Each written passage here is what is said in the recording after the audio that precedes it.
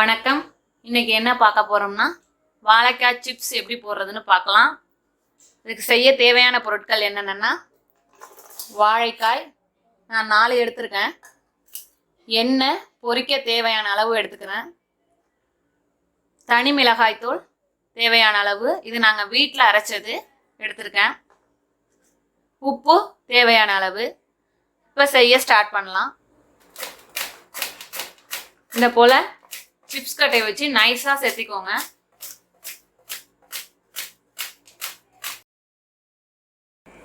இந்த அளவுக்கு நைஸாக செத்திக்கோங்க. இதே போல் எல்லா பேட்சும் நைஸாக செத்தி எடுத்துப்போம். இப்போது எல்லா பேட்சஸும் இது மாதிரி சிப்ஸ் கட்டையில் நைஸாக செதுக்கி வச்சாச்சு. இப்போ எண்ணெய் பொரிக்க தேவையான அளவு சேர்த்துப்போம். இப்போ ஆயில் ஹீட் ஆயிடுச்சு. வாழைக்காவை போடலாம்.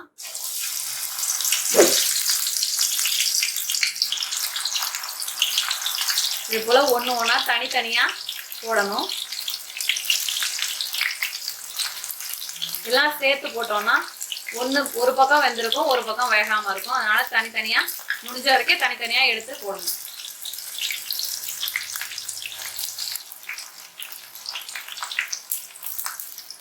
பரட்டி பரட்டி வேக வைங்க. இந்த பொரிஞ்சு வந்தோடனே இந்த சொர படங்கினோடனே எடுத்துடலாம். இப்போ நல்லா உங்களுக்கே தெரியும் ப்ரௌன் கலர் வந்துடுச்சு. இப்போ அரிச்சு எடுத்துக்க வேண்டியதுதான். இந்த மாதிரி சவுண்டு கேட்கணும். பொரிஞ்சிடுச்சுன்னா அந்த பபிள்ஸ்லாம் அடங்கினோன்னே நம்ம வாழைக்காவை எடுத்துக்க வேண்டியதுதான். அதே போல் எல்லா பேட்சஸையும் பொரிச்சு எடுத்துப்போம். இப்போது எல்லா பேட்சஸையும் பொரிச்சு எடுத்தாச்சு. அதுக்கு பிறகு மிளகாத்தூளும் உப்பும் அதில் எப்படி சேர்க்க போகிறோன்னு பார்ப்போம். சிப்ஸுக்கு தேவையான அளவு உப்பு சேர்த்துக்கோங்க. உப்பை போட்டுட்டு ஒரு கலந்துக்கணும், எல்லா இடமும் பரவுற மாதிரி. அதுக்காக தான் தனித்தனியாக நான் போட்டு பொரிக்க சொன்னேன். கலன்னு சவுண்டு வரணும், அப்போ தான் நல்லா பொரிஞ்சிருக்குன்னு அர்த்தம்.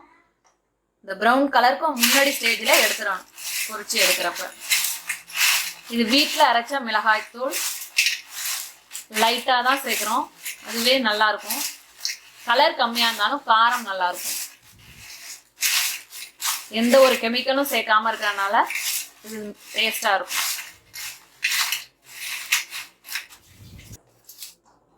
நம்மளோட சிப்ஸ் அருமையான அற்புதமான சிப்ஸ் ரெடி ஆயிடுச்சு. எப்படி சவுண்டு வருது பாருங்க.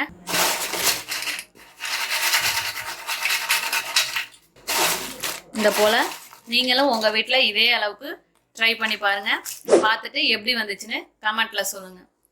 தேங்க்யூ.